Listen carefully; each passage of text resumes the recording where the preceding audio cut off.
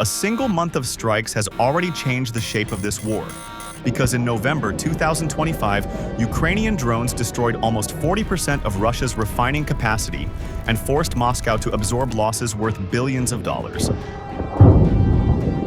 This shock on the economic front now connects with a battlefield moment that exposes an even deeper problem inside Putin's war machine. At 14:30 on November 19th, a Shark D drone circled over a broken bridge and spotted a Russian convoy pulling a 152mm howitzer at a slow crawl of 15 kilometers per hour. But the drone itself was already under threat from Russian electronic sensors that turned a routine mission into a lethal contest of speed and timing. The bridge was a perfect choke point, and one hit could stop the entire column. But one mistake could also reveal the Ukrainian operators to Russian counterfire that has wiped out many teams in minutes. Failure at this moment would allow the convoy to cross and reinforce Russian guns that shape every advance on the Eastern Front. This would raise the cost for Ukraine in lives and territory, while increasing pressure on Western governments that already debate support. The question now is whether a single FPV drone can survive 3 layers of electronic warfare: an interceptor in a close-range dogfight, and rifle fire from Russian soldiers to trigger the explosion that decides the outcome of the day. The Ukrainian Shark D reconnaissance drone soared above a damaged bridge in Russian-controlled territory at 14:30 hours, and it quickly spotted a convoy below, towing a 152mm howitzer through the narrow passage. This spot created a perfect bottleneck where Ukrainian forces could hit the vehicles, the artillery piece, and the structure all at once, turning a simple crossing into a deadly trap for the enemy. The drone circled at high altitude to capture clear footage of the trucks grinding over broken concrete at just 15 kilometers per hour. But each transmission of that high-definition video back to operators acted like a loud shout across the airwaves. Russian systems picked up the signal right away, and they turned the hunter into the hunted without delay. Operators knew the risks from past encounters, so they kept broadcasts short to avoid drawing fire. Yet the electromagnetic noise still revealed their rough location to watchful defenses. The convoy carried more than just the big gun, and hidden among the units rolled advanced gear ready to strike back at any aerial threat. Radar units like the Zoo Park 1 scanned the skies for radio waves, while Orlan 10 drones hovered nearby with thermal cameras that could detect body heat from 2 kilometers out. Electronic warfare stations dotted the area too, and they jammed frequencies to blind incoming threats or trace them straight to the source. Ukrainian teams positioned 4 kilometers away watched the feed carefully, but they understood how every second of connection raised the danger of retaliation. The Shark D provided crystal-clear 1080p images at 60 frames per second initially, yet the act of sending that data invited a swift response from layered protections that had already downed over 30 similar devices in recent weeks. Russian tactics relied on quick calculations, where a single bearing from the radar drew a line toward the signal origin, and multiple lines intersected at the exact spot for artillery to pound.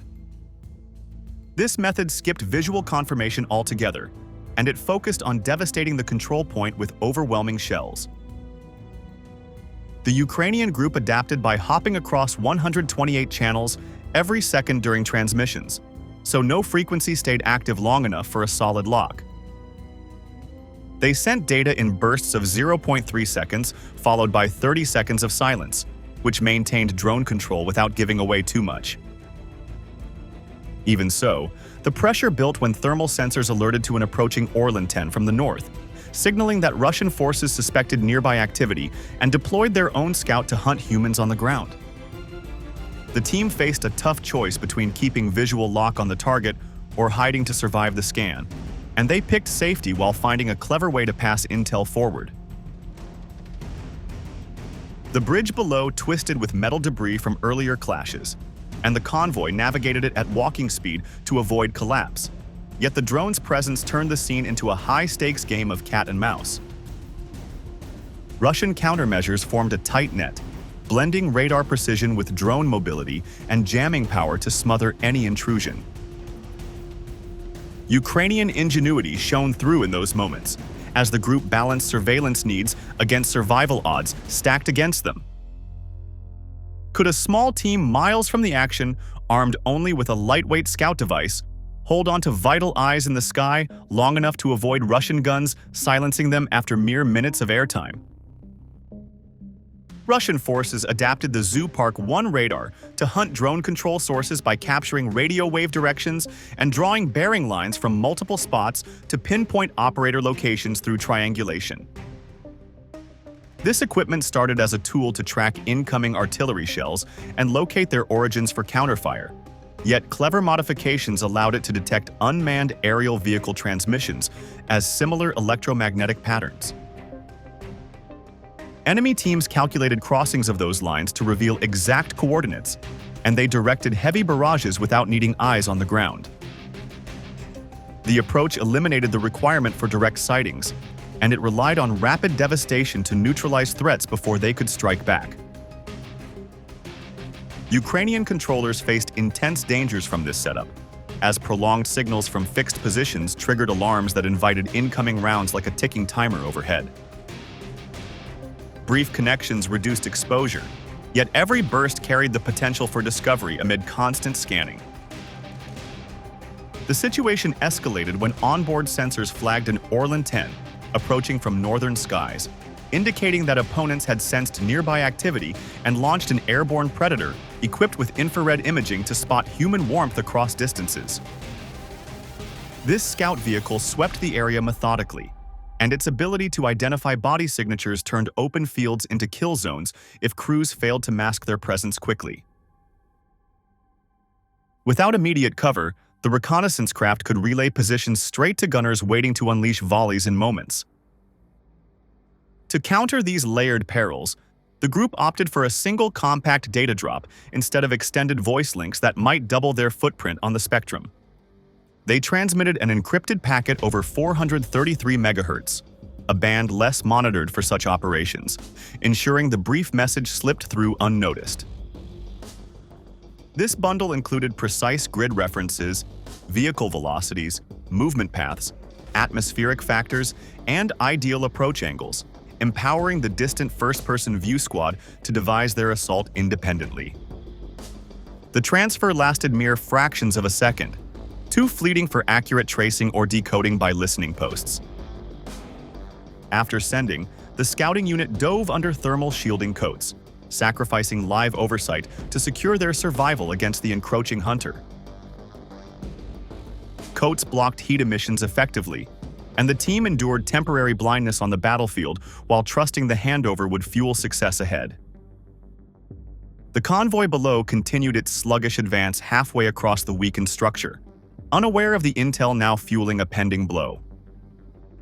Crews 4 kilometers distant received the payload intact, and they powered up their strike asset with full awareness of wind effects and optimal vectors for penetration. This move preserved both groups from mutual exposure, as simultaneous broadcasts would amplify detectable noise like painting bullseyes on their hides.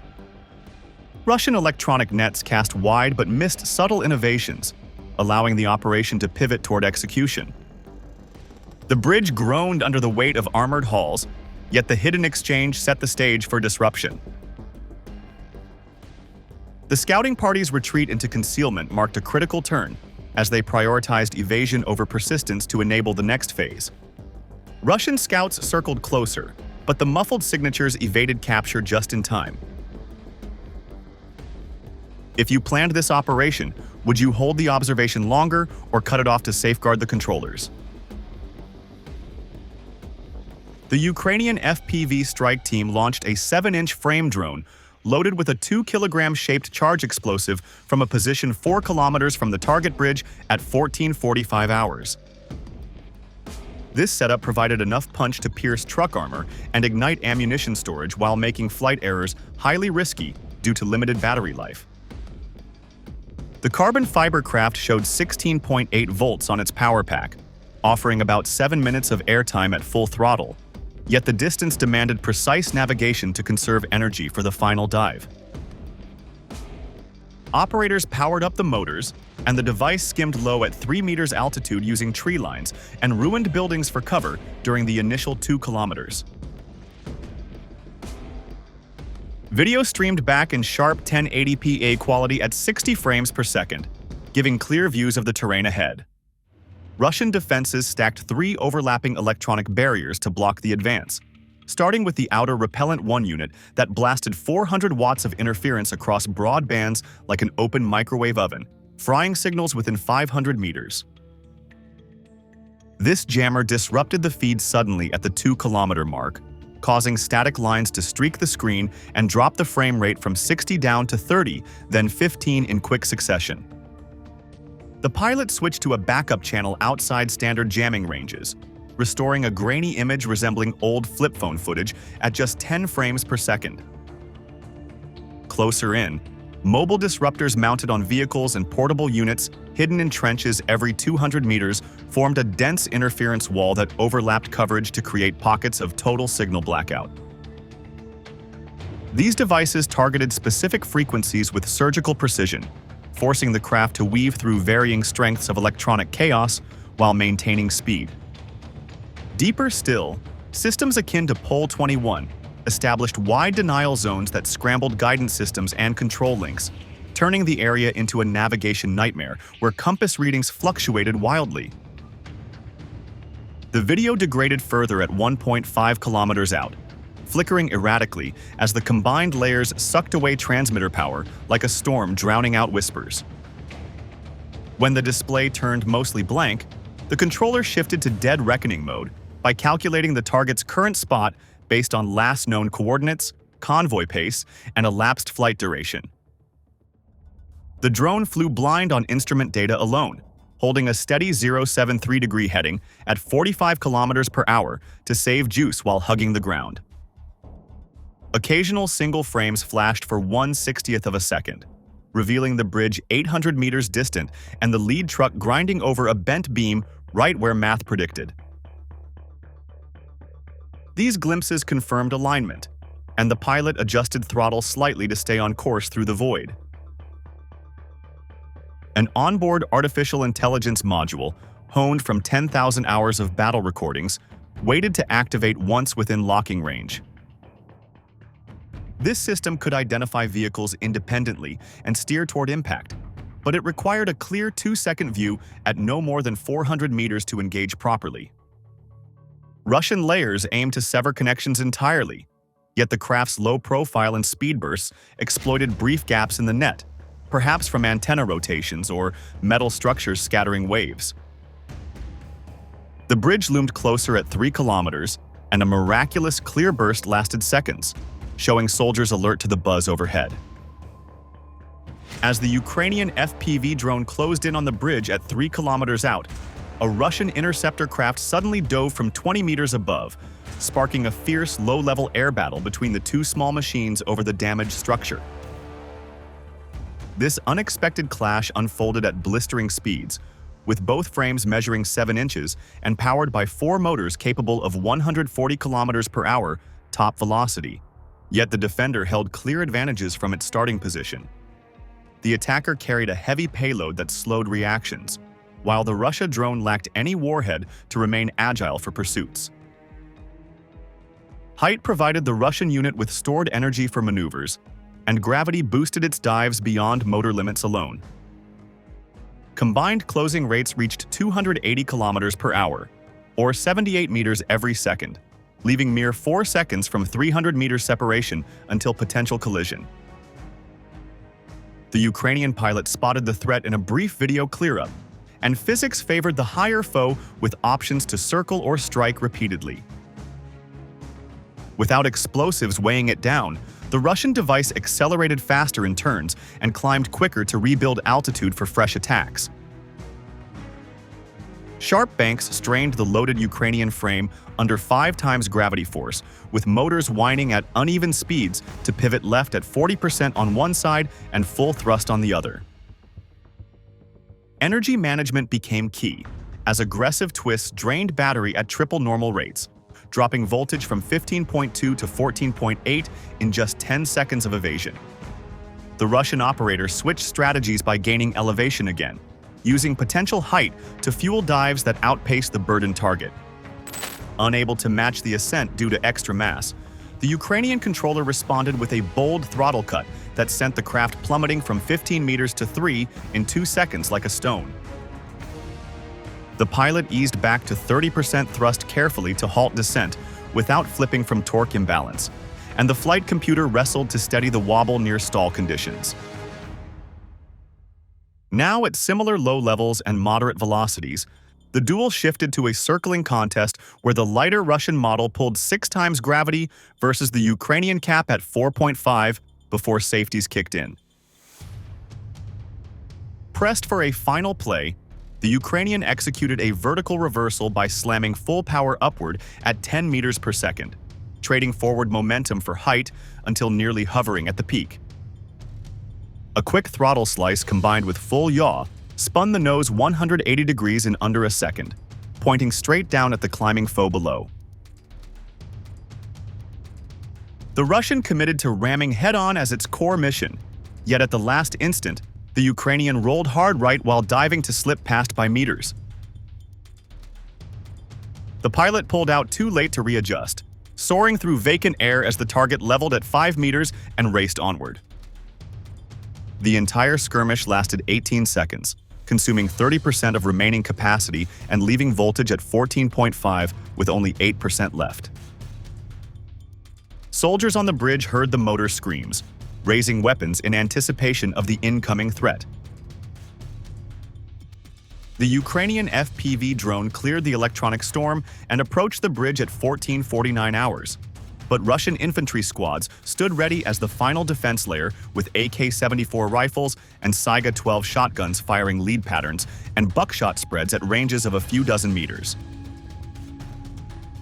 Soldiers heard the earlier aerial clash, so they positioned themselves along the structure to spot the incoming threat quickly. The rifleman opened fire first with short bursts from his weapon that unleashed 650 rounds per minute, and he aimed ahead like targeting a flying bird to account for the craft's motion. A 5.45mm bullet struck the carbon frame, severing power cables to the rear left propeller and causing an immediate sideways lurch. The onboard computer processed 8,000 adjustments per second to compensate for the 25% thrust loss, yet the machine started drifting left despite pilot inputs. At 35 meters out, the first shotgun user loaded buckshot unleashed a blast of 65 lead pellets that expanded into a 15-meter wide cloud by 30 meters distance. The device crossed that zone in under half a second, and most projectiles missed but 2 connected firmly.